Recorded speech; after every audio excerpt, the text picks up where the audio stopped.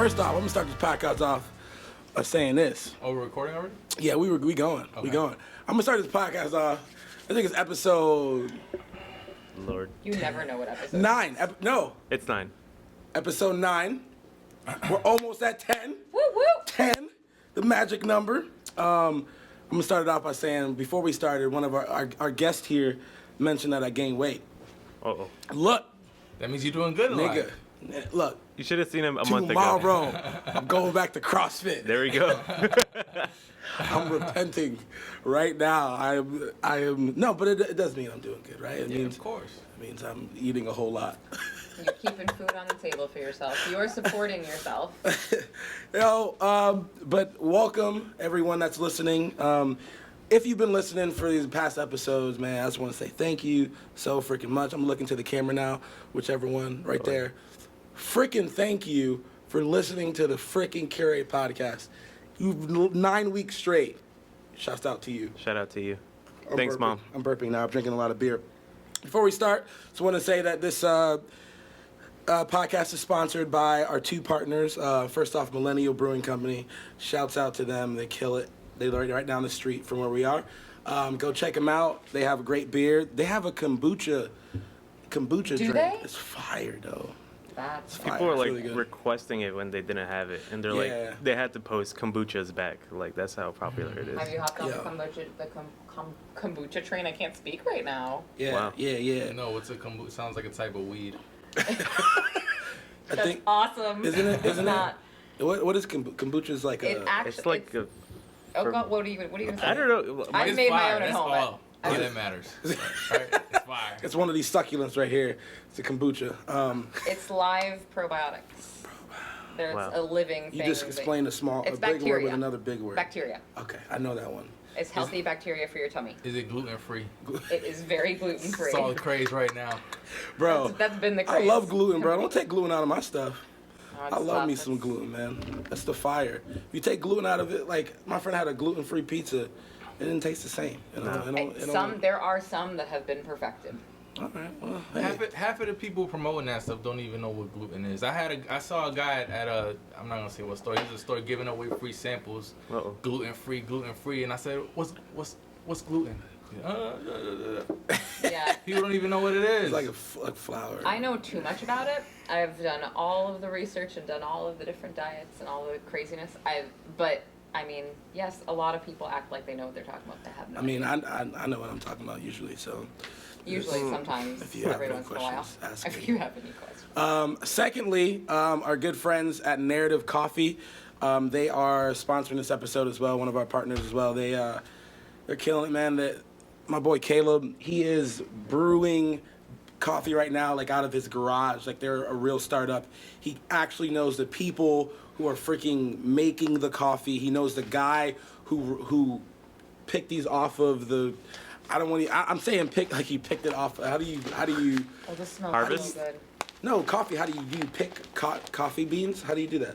You harvest. Yeah, you harvest harvest them. them, You have to take them. I think you just pick the pod. and then you like sun dry them or something.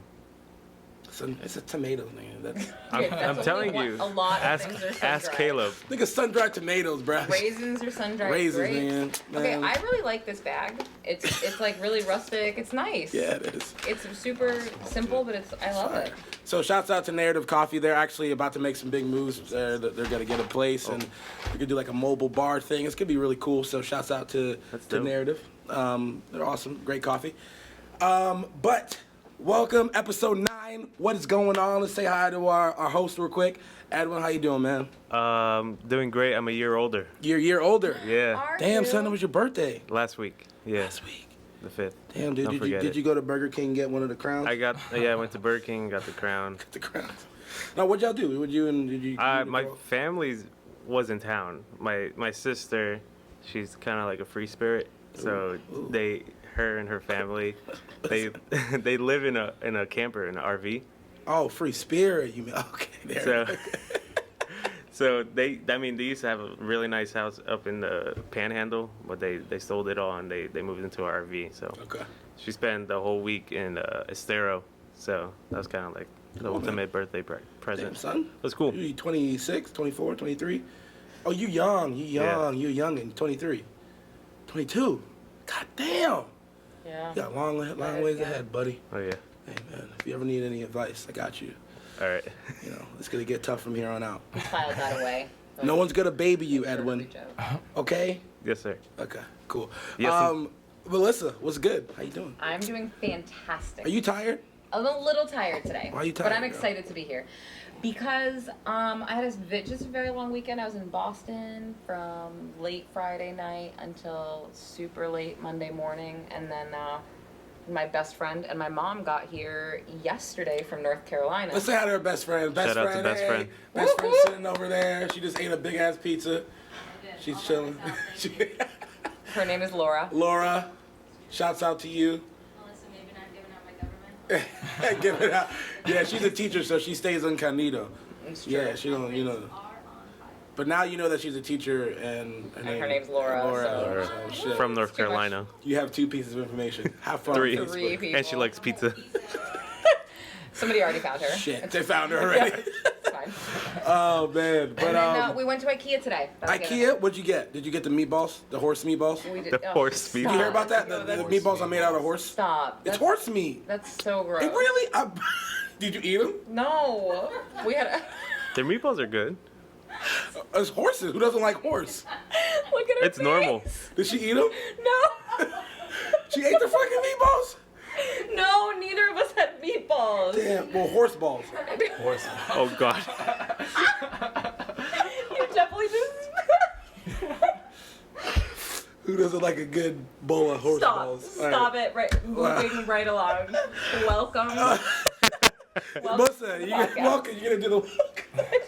I have to move attention. Now, Okay, so without further ado, man, this is a guy. You know, I listen back to the other podcasts. I always say, whenever it's a guy, I always say, this dude. I always say dudes. I'm gonna say this is a colleague, a peer, someone I that inspires me personally, creatively, in the craft of just even just being in the podcast realm.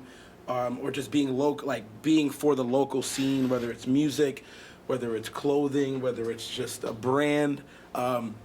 This dude, as far as brand goes, has built, I feel like, one of the strongest brands in this city I've ever seen. I mean, back in the day, I saw these Lee County shirts. Like, yo, who's making these Lee County shirts, bro?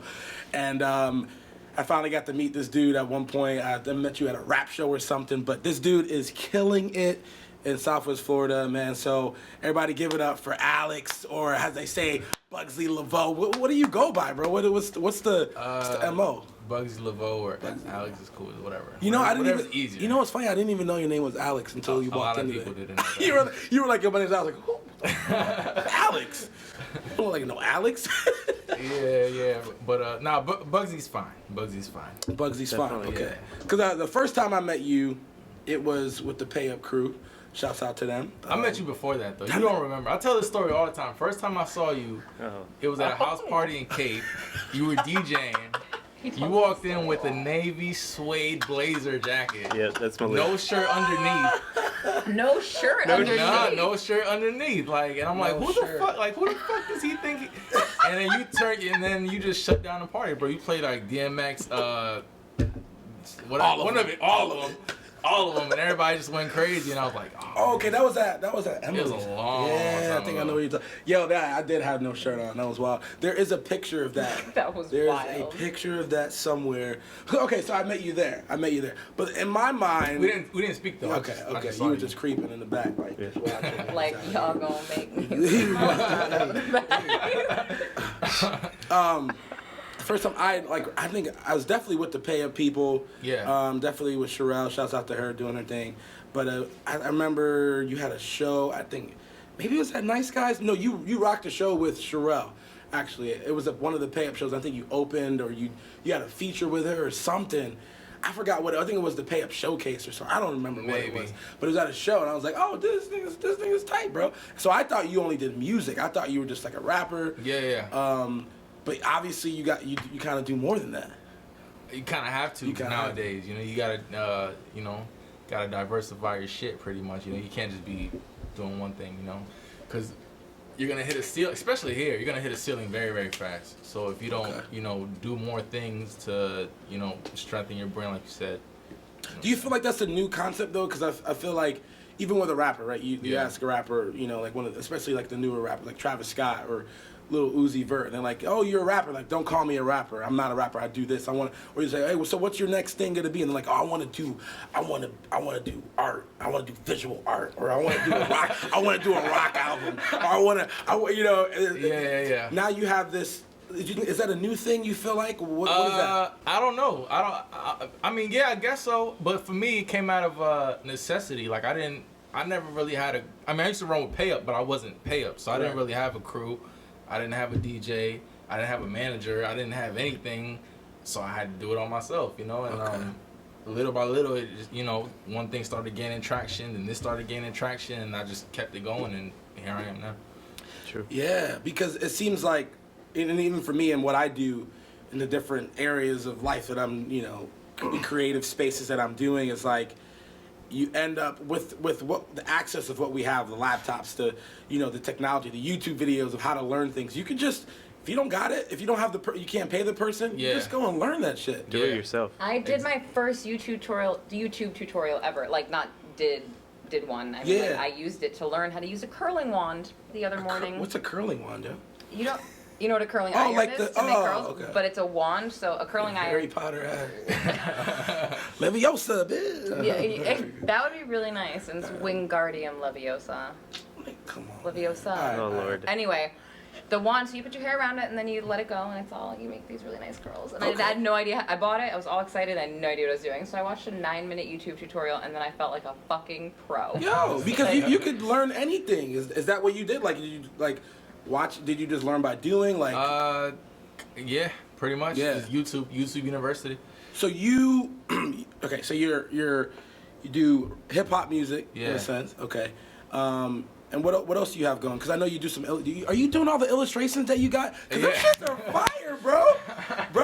You draw stuff too? First off, we need to get you. I want to hire you. If you could do like an animation of like the set of our podcast or something, or like just like that'd be dope if we had like cartoon characters. I have to look at your Instagram immediately. That's fire. How did you learn how to do that? I could always draw as a kid. I was always like real big into art. I could always draw. I could always paint. My mom used to put me like painting classes and stuff like that. I was just bad. I used to just get kicked out of school and shit. But I was doing all that stuff, and then it all just came together. You know what I'm saying? Can we just plug his Instagram real quick? Like, what is your Instagram? Lavoe Life. What does that mean? What is Lavoe? All right. What's going on? Tell us. What's Lavoe? He had to get. Lavoe. Gotta get comfy real quick. I'm not used to being on this side of. I know. So it's a little. This one? Yes, top one. Okay, fantastic. All right, so for those that don't know, Hector Lavoe was a very big, very important salsa singer, Latino icon overall. Yeah. Sure. El cantante. In the Spanish culture. And Bugzy was always a nickname that I had growing up because I used to have buck teeth and stuff. So I got it off of Bugs Bunny. My cousins used to call me that. And when I started rapping, I started going by Bugzy. And then I Googled Bugzy one day, and I found like 85 rappers named Bugzy. So I said, how can I stand out? What can I do to separate myself from all these people and still be true to who I am? Okay. And I read somewhere where Hector Lavoe's name wasn't even really Hector Lavoe. It was something else, but they got Lavoe as something that had to do with the voice, and he stood for the voice of his people. And I liked it, so I incorporated it to Bugzy Lavoe. I love that. That's it. That's awesome. So you see yourself as a voice for people around here? The voice of people like me. Like, I feel like in hip hop, the story of the child of immigrants has never really been told. You know what I'm saying? Like, my dad crossed the border. You know, I mean, nigga legal now. You know what I'm but like, hey, yo, Trump, we good. We Stop. good. You know what I'm saying? But he crossed the border. Like, my mother's from a third world. You know what I'm saying? All this shit, and I feel like that's never really been explained. So that's what I stand to be the voice of. You know what I'm saying? Just Definitely. people like Where's that your family from? Peru. I'm going to Peru in June. That is so cool. Yeah, Peru's dope. I'm Where are you going to Peru? Machu Picchu. Okay. And yeah, we're doing. Well, I'm going with a nonprofit organization, and we're gonna hike Hipster shit. an Andes Trail. Yo, right? I'm going with a. I am though. It's true. And then we're gonna hike to a 16,000 foot peak. on one of the indie shows. They're gonna give you when you get there. They're gonna give you like Cocoa leaves. Cocoa leaves. Yeah. To For chew. what? To chew. Yeah, for the altitude. The altitude sickness. Yo, we're going from sea level to 16,000 leaves. feet. Yeah. Coca leaves, they're called. Yeah. Coca.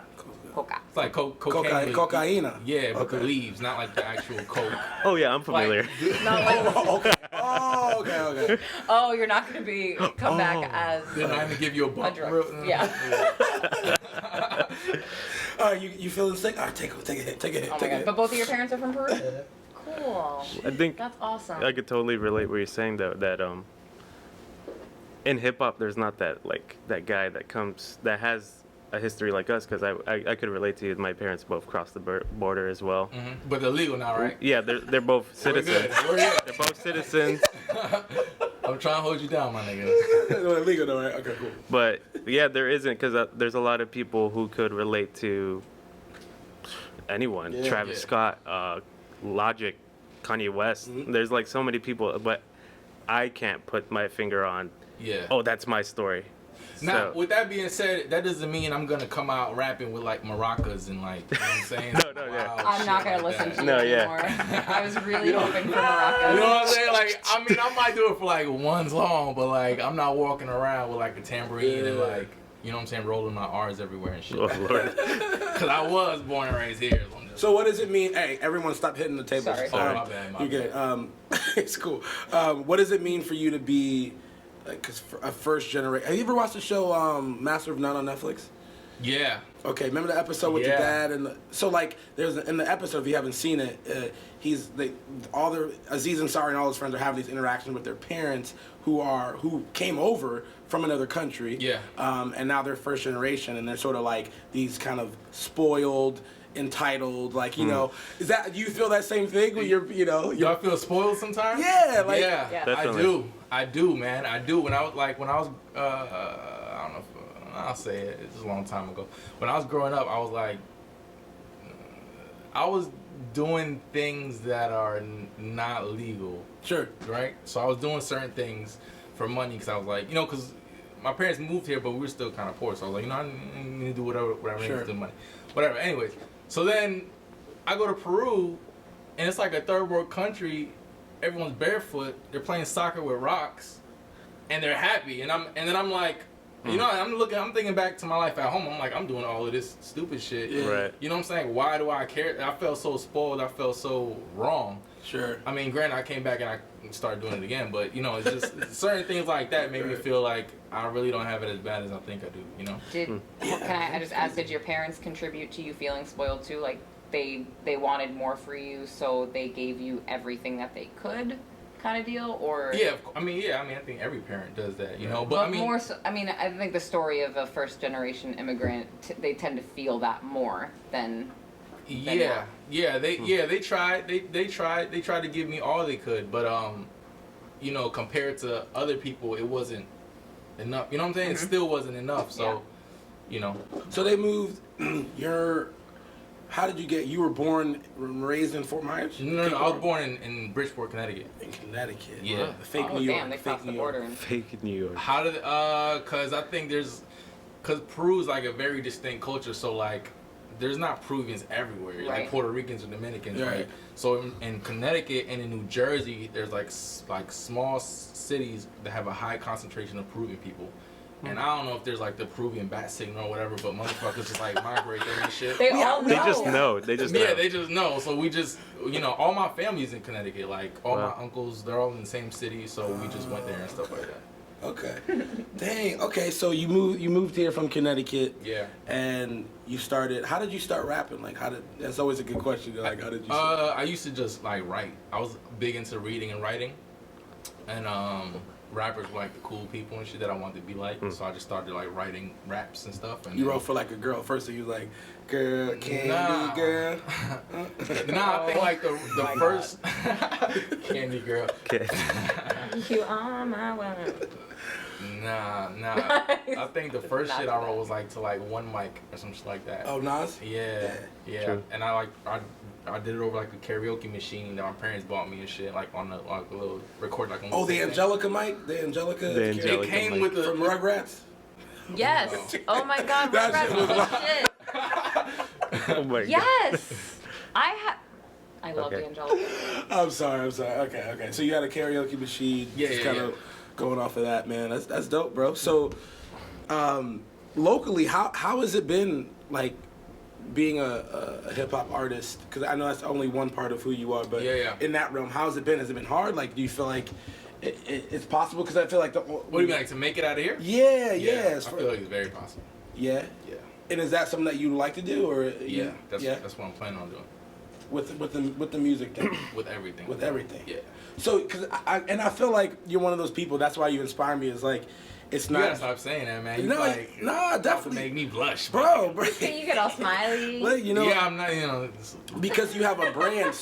So how did you go from I'm a hip hop artist to I'm a brand? Because I feel like I don't even know if that's your mindset, but like you have Lavoe Life is a brand. Yeah, bro. yeah. So how did you go from I'm just a hip hop artist, I'm making music, to I'm gonna do a podcast, I want to do illustration, I want to do all. You have even like yo, that shit is fire with the dude who does the sports shit. Yeah. Yo, that shit is funny, bro. Yeah, that's my. That shit is funny. How did you do How that? did I do all that? Yeah. I mean, just you know. We got my peoples coming in here and it's chilling. shit. I think just overall, man, just you know, you read any good business book and they'll say, you know, a lot of people try to create new shit, but really what you got to do is just fill a void. See whatever's missing and just, you know, fill that void. And that's how I started the interview shit. Like, I was tired of like I'd go to Miami and there'd be all this dope shit. You know, everybody's doing all these interviews, whatever, all this scene, and I come out here and it's so dead, and I'm like, why is nobody doing it? And then one day I got tired of it, and I said, let me just do it. So I started doing that, and then the shirts and everything else. how did the shirt thing come about? Cause you Nipsey Hussle. really, Yeah, he did the Crenshaw shit, uh-huh. and I was like, you know, I felt like this is. I mean, I know this is a small city, but this is dope. You know what I'm saying? Like this city's dope. Like this city is what you make it. If you know the right people or whatever, you can make it fun. You know, and I felt like people from here were shitting on it too much. Definitely. So I said we need something that's gonna instill pride in our city. So As far as at least, I feel like for me that Lee County shirt, that Lee County brand was like one of the first things I can remember that I was like, yo, fucking Lee County, like, you know, like yo, let's go, like, you know, first off, I still haven't got a shirt yet. yeah. You know, so I need a shirt. Actually, I got you with some. We got some other stuff. All right, I got you. bet. So like, that's one of the first things I was like, yo, Cape Coral, 4 Mile, you know, wherever. How did you go? Because you came from a bigger city in a sense. So did it take a while for you to have that mindset? Oh yeah, of course. When I first came here, I don't know. I think I was on the same shit everybody else was on. Right. How old were you when you came here? Like 13, maybe. 13. I think so. 12, 13. Okay. Yeah. Damn. Yeah. I mean, it doesn't take. It took me a little bit, man, because I mean, maybe about a year and a half ago, I was gonna be out. Yeah. I was trying to go to California. I wanted to, you know, do all these different things, and then I just, you know, and I talked about this a couple episodes ago, but like I wanted. We all feel like there's a void, right? And we feel like what we call it wanderlust, whatever we call it, we all have this void of like something's better. Grass is greener on the other side, whatever it is, and we're like, well, if I go here, well, you know, I'm doing this art here, and if I go here, people are gonna appreciate it, or I'm gonna grow, you know, whatever. But I think for some people, moving isn't the answer. You know, I think for some people, moving is the answer. For some people, like my brother's in the film industry. He's not going to get a full-time job in the film industry here. But in New York, he could he could run coffee to people for, you know, and pay rent, you know, like, and so for me, it's like, some people have to move, but some people, you don't have to move. You just you have to be bold enough and brave enough to create the thing that you want and have enough consistency to like actually follow through and do it. You gotta just not be scared, man. Yeah. That's all it boils down to. You know, you gotta not be scared. You gotta have the discipline, and you gotta have the vision, and those three things, and you know. You have to let your fear motivate you, because it's just human nature. Like, you're gonna have fear, but instead of letting it paralyze you, you have to just let it completely motivate you forward. Exactly. What are some of the things, speaking on fear, that you were like afraid of to you know, just being a bum ass nigga at 25. You know what I'm saying? Like straight up. Like that's why I started doing half of the dumb shit I was doing in the first place. Like I know people 30, even to this day, people are 30 years old not doing shit with their lives, and I was always afraid of that. You know, I felt like everything my parents sacrificed. Who am I to be a bum? You know what I'm saying? Like not do shit. Like just be high all day and stuff. So that's definitely one of the things that motivate me to this day. Actually. Yeah, that first generation thing is actually really powerful. It's hugely powerful. Absolutely. My mom came from Nigeria. You know, like what? You know? We all could relate to that, right? All of my family is from Venezuela. Venezuela, Guatemala, Peru, and then Man, Nigeria. you said that shit so fresh. It's the switch. Guatemala. It is. Guatemala. Everybody always makes fun of me. I'm so glad there's someone else to make fun of. Guatemala. Yep. Shit. That was good. You hit that Migos flow. But it's true. There's we take it for granted when we're younger, and then when you're older, there's pressure on you, kind of ish. Yeah. And I feel that now. I'm like my parents push me to go to college. I'm going to FSW and all that. And they see me doing something like this, and they're proud of it. Even if it's not like even if I might not stick to college, they're proud that I'm doing something like this. Cause like the podcast and stuff. Yeah. That's different. That's because That's definitely different. It's definitely. Like, My parents like what? I think it's yeah, you better get your ass in the fucking I think Target. it's only Publix because is hiring. I'm the youngest of my siblings, so they are kind of they understand it more, why I'm doing it. How many siblings do you have? 2, but we're all my oldest sister's 12 years older than me, and then my other one's 6 years older than me. So they're old school. Yeah. But and it's crazy that we don't think about it, that they came to this country for us. And it's I know what you're saying. I don't want my parents to look at me with like disappointment and all that crap. It's like it's true. It's a real thing. Like how you think, you know what I'm saying? Like how you think your parents are gonna look at you when you're 35, pulling up in like a '92 Honda Civic, like yo, what up, mom? Yeah. Right. You know what I'm saying? They're like, what the fuck? Well, how do you balance that passion with that finance, right? Like I got to make a living, you know, but I also want to feel alive. I want to feel like I'm doing something that matters. So for me, it's like at the end of the day, sometimes it's like to do this podcast, it takes a lot away from like sanity and like balance.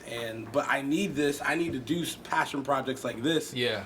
Hopefully one day, you know, it turns into something that I'm completely profiting off of and can live off of, right? Yeah.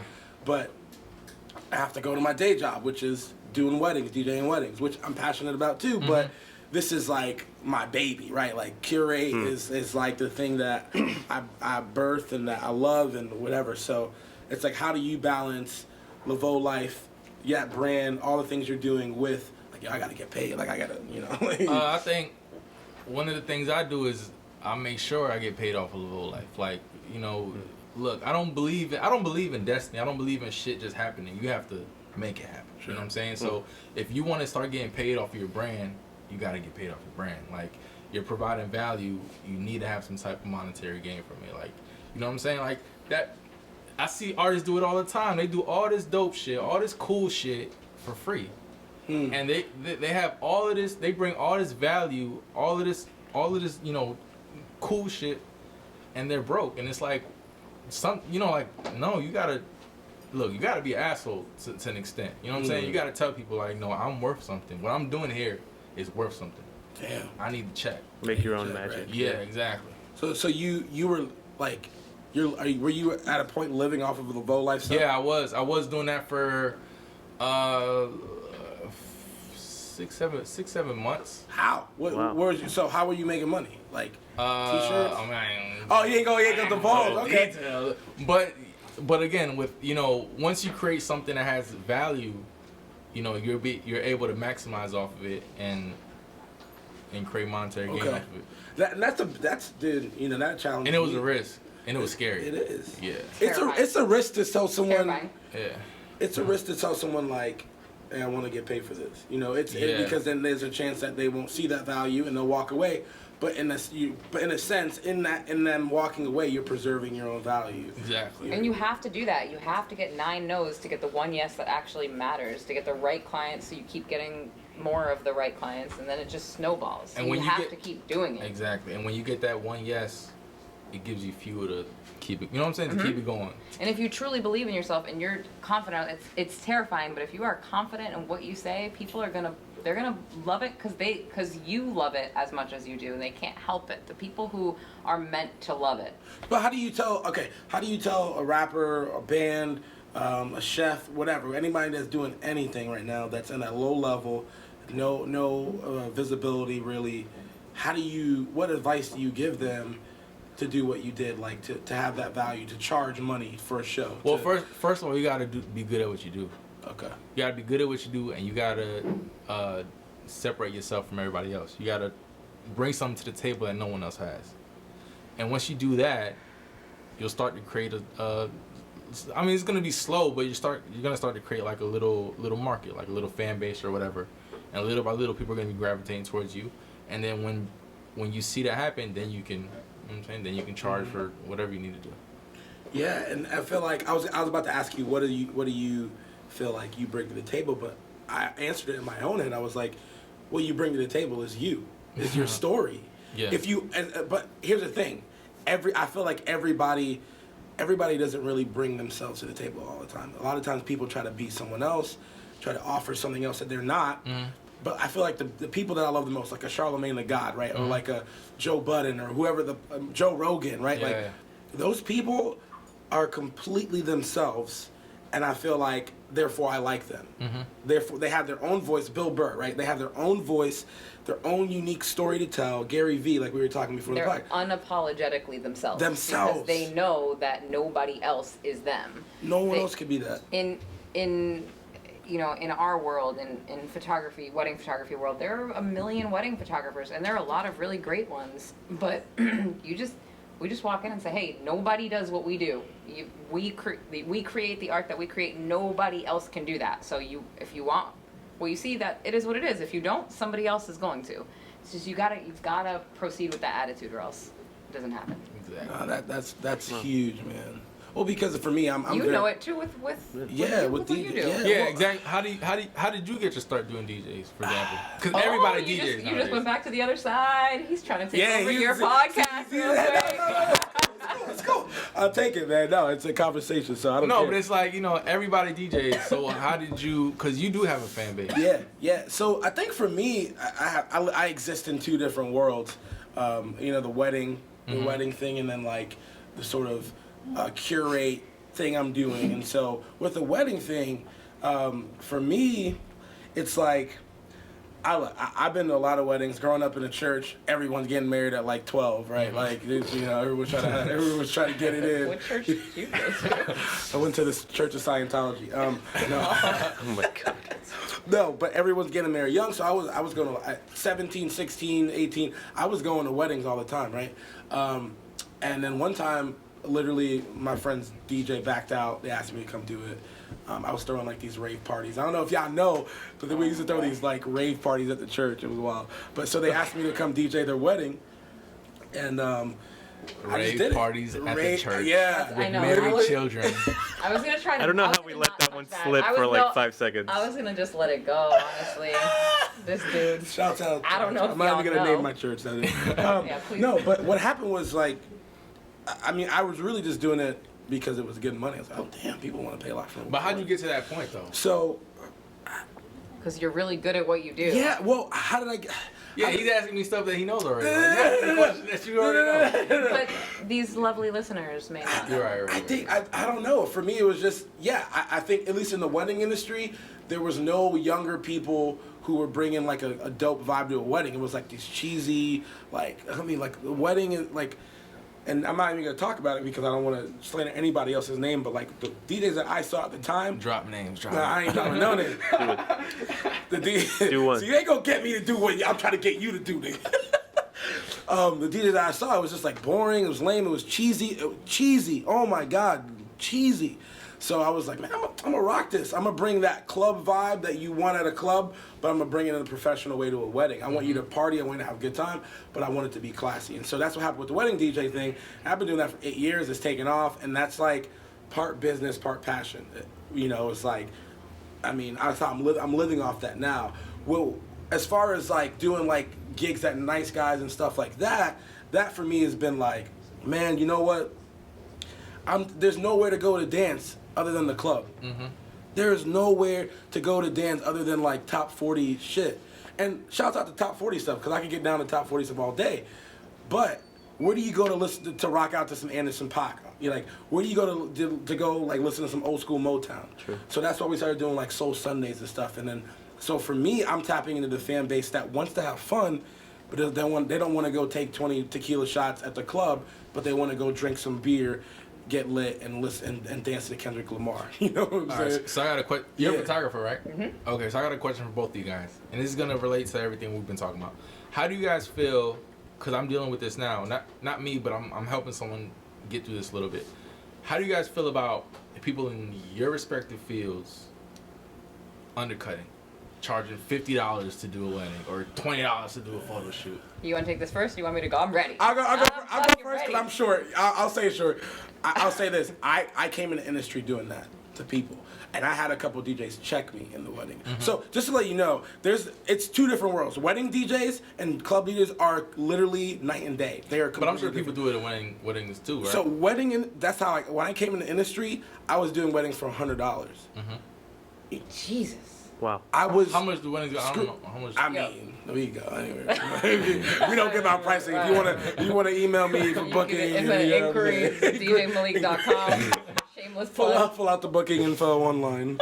But I feel like you go ahead and take it, because So photography is a whole different world. Photography is a whole different world. I So almost got him too. you did. You almost got. That was really good. Yo, give it right here. That was good. Trying to get I like me, him. bro. He's good. So I actually studied photography, went to school for it, and still coming out I with. feel bad for you, man. Why? So many YouTube photographers. Everybody- Oh, but I don't learn. Photographer. But I don't learn that way. I really do not learn that way. I just did my first YouTube tutorial like 4 days ago, and by minute 3, I was like, "Oh, could you just finish teaching me everything already?" Tell I was me like, what to do. Yeah, exactly. She's like, "And then your settings are." I'm like, "No, just show me how to do the stupid thing." So really, I know my learning style, and I love having a teacher there who knows. And there were like National Geographic photographers and like real people who made Real it super photographers. far, and taught us with the best equipment, and taught us like I loved going to school for it. I really did, and I learned a ton. But I still didn't feel confident to go off and just be a full-time artist. So I charged very little, because for me it was a side gig. Even though I loved it and that's what I wanted to do full-time, it was my side gig. So whenever I see people charging, let's say for example, I charge $300 for an hour shoot, right? That's just the shoot. That does not include any prints or anything additional. And you've got people who do 50, $100 and give you the files and say, "See you later." I did that for years. And so that's somebody else's thing right now. They can do that. People who want the full experience, those are my clients now. My clients have just evolved over time. And I have full confidence that there are enough people in your direct community who can afford you and who want you, but you have to find them. You have to do the hard work to find them. That's not easy. Marketing is a fucking bitch. Yeah. But Yeah. you have to do it. Yeah, and I respect Melissa a lot, because she's taught me a lot. You know, in the creative sense, I'm like a beast, right? Like I could rock any party like Bob. But like on the business level, you know, someone like Melissa has taught me a lot about how to do that, and like to be confident. Even things what you were saying, like knowing your value. I would admit that in the wedding industry, I haven't really known my value. People in Naples, in the highest tier, one of the top wedding planners in the area has told me to my face, like, you need to double, triple your pricing. You are worth double, triple what you're doing. And I'm like, really? Like, she's like, yes, I can't name anybody that's doing it at your level. And I'm like, And he calls me after he hears this shit and is like, "I know you already told me this, yeah. but I heard it from someone else now, and she's more important than you, so I believe it." And I was like, "Thank you. I at least appreciate that you're acknowledging that I did say that shit." but it's just hard. It's hard because It is hard. It take to make that jump to You gotta go. have balls. You gotta have You have- balls, Yeah. or No vagina, disrespect. man. or vagina. Yeah. Either. Yeah, either one, it's fine. Whatever's So- cool with you. So were you doing free shows? Back to you. What do you mean? Trick me, bro. I'm like talking about me. I'm like, yeah, I know. I just want to be. That just turned into Lavoe life sermons Turned right into there. a Lavoe life service. Yo, for real. What a skill. He's like, "Ooh, brushing my shoulders." It's a collab. I'm awake now, man. I'm awake. I was sleepy at first. I'm good. Yos. Yeah, right? I wasn't the only were one. you ever doing free shows? Perform? Yeah. I still do. You free have shows. You still do free to. shows. You still have to. Yeah, I'm not. When I mean the value that I bring, it's not that part is not there yet. Okay. As an artist. There's still people. I mean, like just from looking at your Instagram, I don't know where else you have followings, but like just from a glance and seeing you have almost 3,000 followers. I don't know what your engagement looks like, but like he could benefit from so many. What are you doing? Saying hi to the people. They're doing a true Hey, He's getting booked for weddings. That's what he's doing. Right now? Hey, yeah. Oh yeah. Dabbing and shit. Oh my god. Anyway, influencers, just something like that Gary Vee talks about all the time is huge. Like there are plenty of people at every level that you can reach out to help continue to influence your brand. We getting all deep. I want to talk about some shit real quick. I want to Talk about these bitches. Yeah, that's what I'm saying. That's what I'm saying. But in a Damn, sense, that turned quick. I'm just kidding. you do have a very you've expressed vocally. A part of your brand is the appreciation of the woman, of the female. Oh, tell me more. What is this? How did you just seem like you love women, bro? You seem like you honor them. Like where did that come from? You seem like you put them up at a really high level. Like how did that happen for you? Do you not put them up at a high level? No, I just want to know. I'm asking about you. I'm asking about you because everybody doesn't.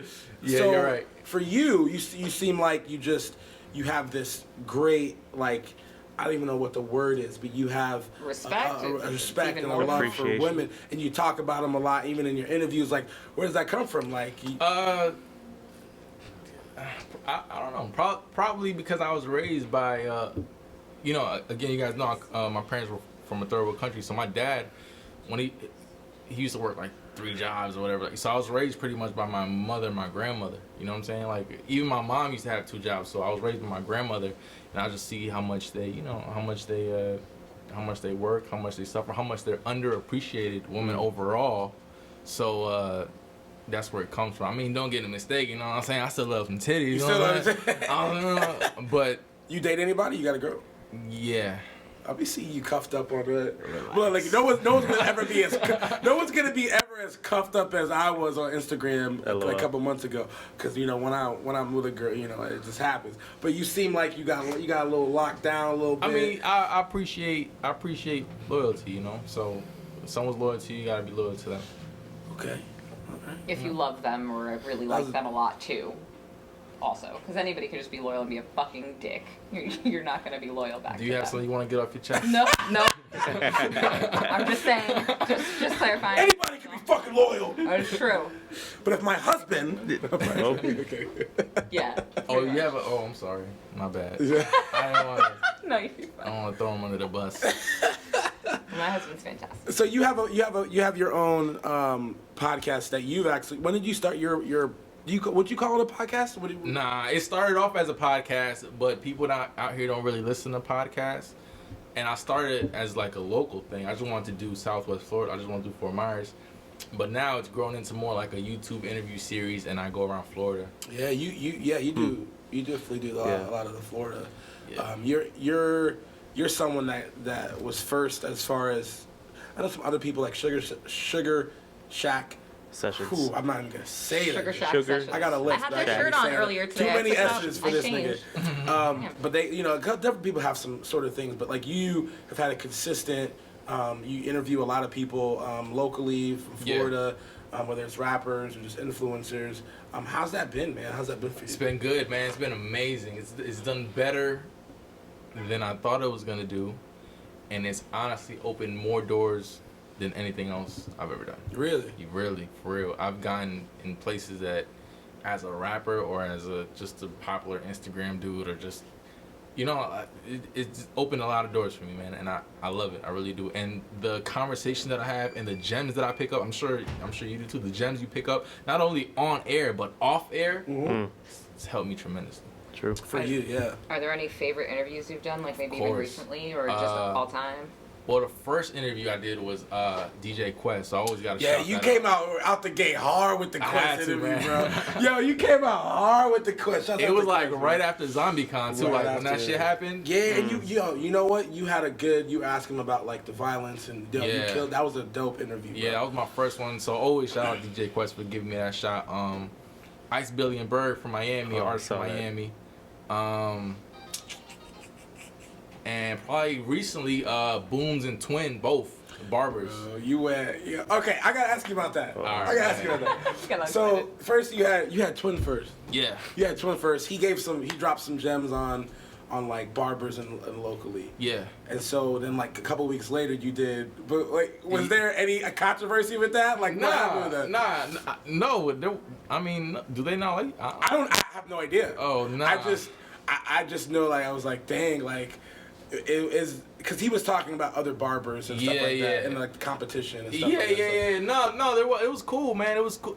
It was crazy. Is both of those interviews were in the making for like a year. Like, I was supposed to do both those interviews like probably a year and a half ago. Right. But just scheduling. But no, it was cool. You know, it was. He dropped some.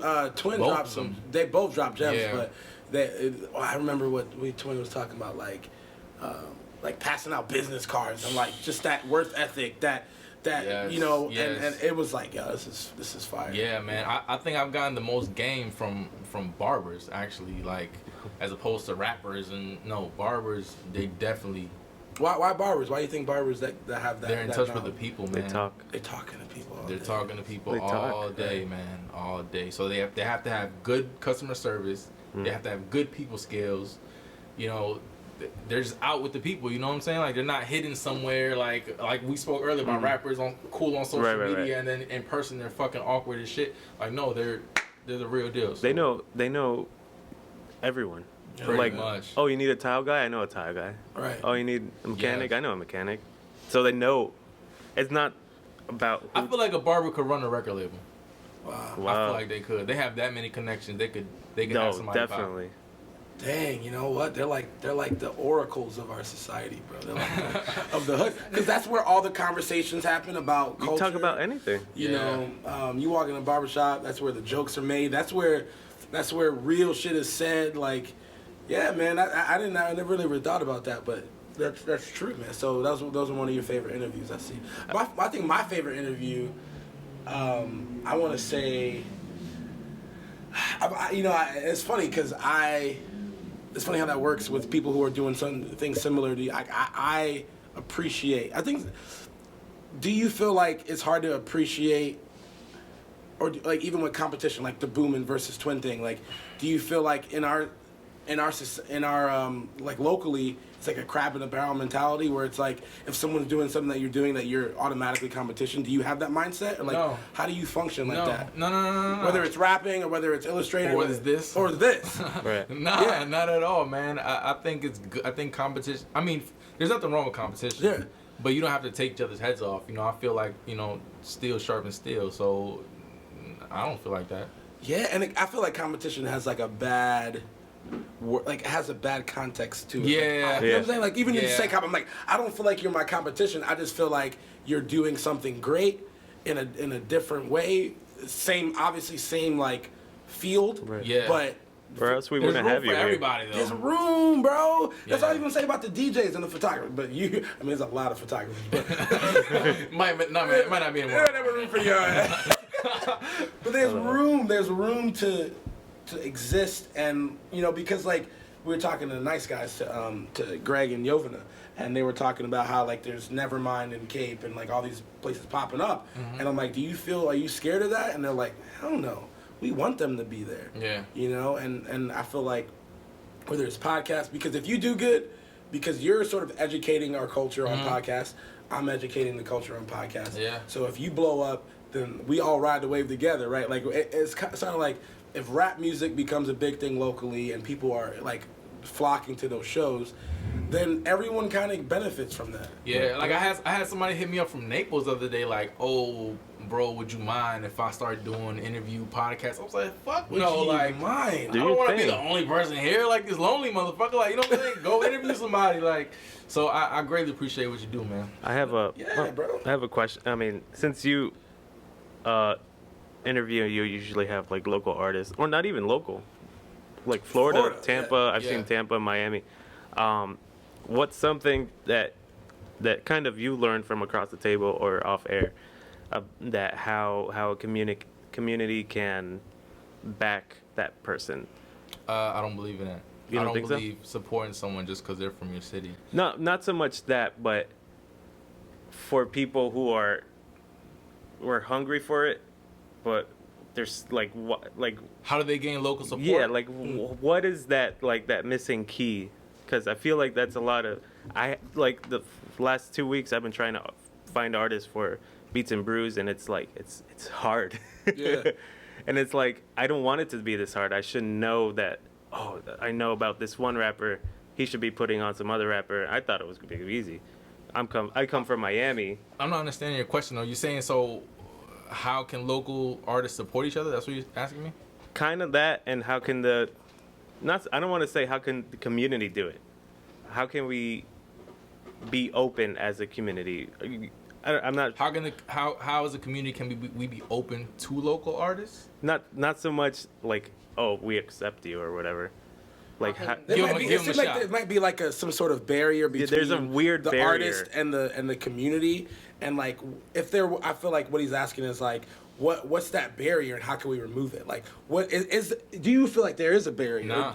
What do you feel like? Because you broke it down. There's no Yeah. barrier for you. That's the problem- thing. It's like, How can other people do it? why Pretty much. isn't there that spotlight? And it's like I feel like you've been doing it. We've been trying to do it. It's like, why isn't there that spotlight? I think people just need to be more genuine. A lot of artists or people? Artists. Okay. Artists. Look, the crowd doesn't have to fuck with you. True. They I don't believe owe you that. shit. You They know what I'm don't owe saying? you shit. Like, be genuine. Talk to the people. Go out, interact with the people. A lot of artists act like they're too good for shit. I see it all the time, bro. They're too good to go talk. Like, you're not getting paid for shows. Like, I know you're not getting paid for shows. Like, you're not, Jay. Yeah, You know what I'm that's saying? something- Get off your high horse. Go talk to people. Go smile. Because a part of the industry, Be you. A part of the industry, at least in hip hop, or entertainment in general, is fake it till you make it, or fake it until you make it. Like, so like, I don't feel like that exists anymore. fake. So So what do you? Because What do you We're in think the about era that? of transparency. People see everything. People see everything. Your Instagram photos look cool, but I know you in real life. You're a dork. You don't do anything. But You know what I'm saying? we're in an area of I think we're in an area where transparency is valued, but I can portray to you what my life is. But I'll run into you in Fake. real life, You and I'll mean- see that you're Maybe. lying. You mean geographically we're in an area where... I feel Like like that era, like we're in an era like Literally our in era, a society where we love transparency. Yeah. Like I think we value that. Like if you're around me and I feel like you're fake, like I'm not. I wanted to listen and be around people who are authentic, and I feel like at least the millennial generation wants that.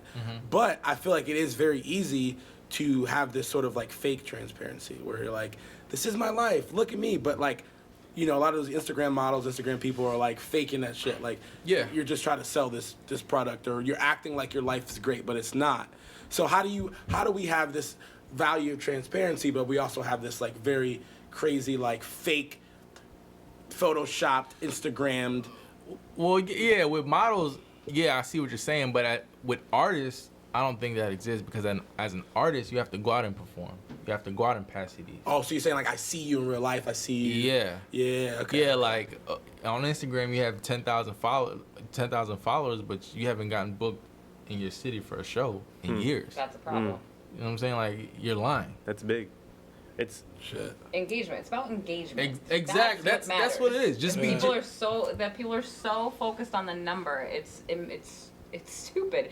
But the people who I have photographers who I follow, who are in different random states, small cities, small towns, big cities, and they've got 100,000 followers on Instagram and huge engagement. They're booked solid for literally years because you can tell they're being real. They post a picture of their dog eating their mac and cheese or whatever random thing is happening that's not just look at how awesome I am and how beautiful I am and what like they're real, or they're like, I had a really shitty day today. I wanted today to be great, and I'm an entrepreneur and I'm supposed to but really I fell apart and I cried 3 times. Like when people are transparent like that and tell you that story, you're like, yo, I'm not alone. This is great. Not only that, but like, all right, you're a DJ. How many DJs do you know that they'll go DJ an event or a party or whatever, they're done, pack up and get out. They don't say hi to anyone. They don't speak to anyone. They don't even smile. They just collect the check and leave. Right. That's Too many. It's Exactly. terrible. Yeah. It's terrible. Yeah, man. I feel like, 'cause I used to be a youth pastor. I used to be a teacher. You know, I used to be a rapper for a week. Oh my god. I was gonna ask you that. Why'd you stop being a teacher? Oh, I thought you were gonna say a rapper. I mean, it was a week. You know, we could go there. We could go there. Fuck it, we could go. I mean, Lavoe Life Sermons, episode 40. This is the 40th episode. The collab. Okay, well, for me, it was I was working at a church. So I got out of high school. My mom got diagnosed with breast cancer. At the same time, I was going to seminary school. I was going to Edison State College, and I was working at a church part-time. So I was doing a bunch of things at once, trying to take care of my mom. Yeah. So everything's like going at once. 2011, I transferred from Edison to FGCU. That summer, 2011, my mom passes away. Mm-hmm. I keep going. I almost wanted to quit, but I did it. I get my AA. I'm about to finish school. I got 2 more years.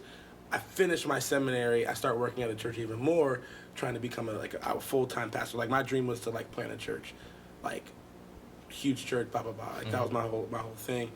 I get to that point, and then 2013 I graduate. 2 months after that, my dad passes away from a heart attack. Yeah, so it just life is just like throwing shit. And I start teaching that same year. My dad passed away in June. I started teaching in August that summer of 2013. I started teaching. I taught 6th grade world history at Challenger Middle School. Shouts out to them. And I taught for a year. And at the same time, I went even more. I'm at like a little bit above part-time at my church. Mm-hmm. So I had 150 kids in my church, 150 kids at school. I was just like fucking getting pulled. And I was trying to grieve still my mom. Yeah. Trying to grieve my dad that just passed away. So like I was just like, How'd you get through all that? Not to get like too. No. The real question is, how am I getting through that? Because it's still an ongoing process of grief. How are you getting through that? So like, a part of the answer is kind of how that story ends. Is that I was doing too much. I think that we as humans can be addicted to helping people. We can help people so much as a way to distract from helping ourselves and taking care of ourselves, because it's too hard to take care of yourself. So I'm like helping kids all the time. I'm like all my energy, taking kids out to lunch, helping them with their problems, tutoring them. I mean, everything. And I hit a wall where I was like, I can't keep doing both. So I quit my teaching job, went full time at the church, did that for another 2 years. But I even went deeper into like sort of distracting myself from like, my mom's dead, my dad's dead. I'm mad at God. I'm mad at people. I'm depressed. I'm anxious.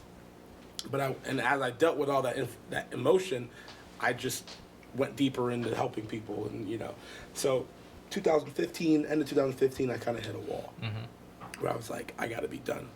My therapist said, you need to take care of yourself or you're gonna die. You're literally gonna die. You're not functional. So end of 2015, I got diagnosed with depression, and I just like That's crazy, because every time I've seen you, you've had a smile on your face. Yeah, mental health is a big thing, man. It's called high functioning mental health. So like you can be bipolar, you can be depressed, you can be anxious, you can deal with anxiety, but still be high functioning. You can still get straight A's, you can still be like you work 80 hours a week, but you can still have these mental health issues. Think about artists, think about like Kid Cudi, think about all these people who are like great, but they have like Kanye West. He has serious mental health issues, but he's still high functioning. He's still a genius. Doesn't negate the fact. So for me, I was high functioning depressed for like 4 years straight. So once I stopped doing teaching and pastoring, and I was just like, the dust settled.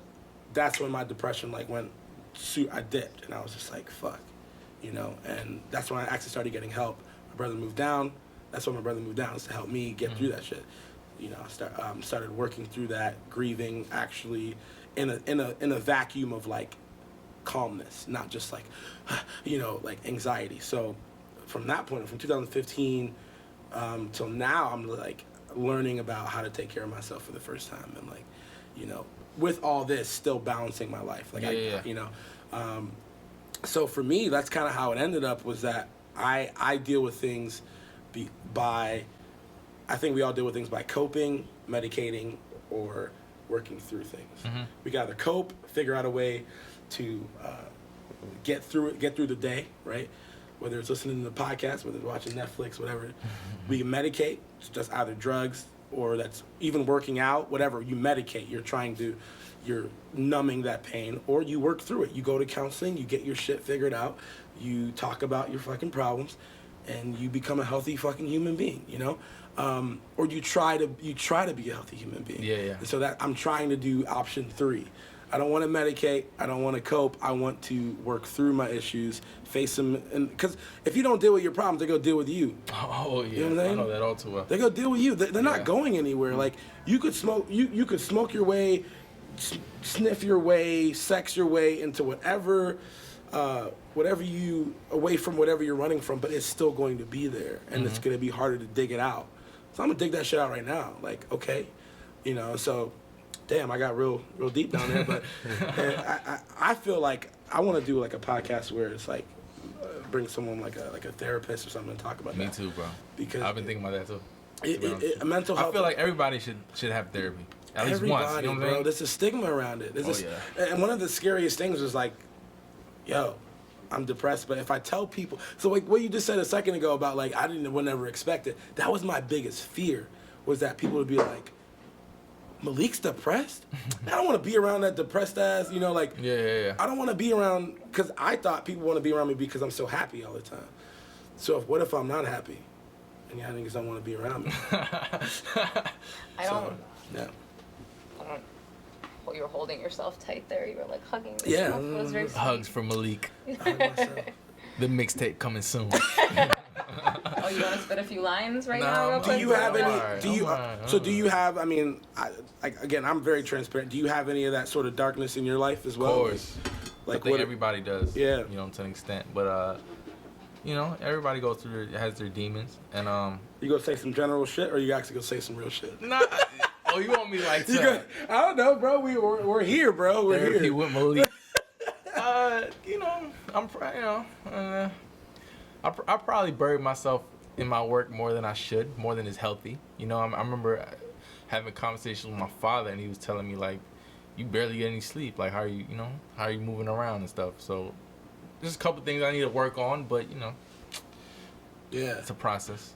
So you kind of have that obsessive. Yeah, very obsessive. It's like what I was thinking about that today. Like, it's like I'm trying to find this sense of balance in my life where I can be healthy, go to the gym, eat healthy, sleep, read, be a normal human being. Oh no, I do all that stuff, but my mind is constantly on. But that's what I'm saying is like it's so hard to do that because when I start working on a project, that's all I'm doing. Like when I'm curate or when I'm doing the wedding collective stuff, whatever, I'm like up till 4 a.m.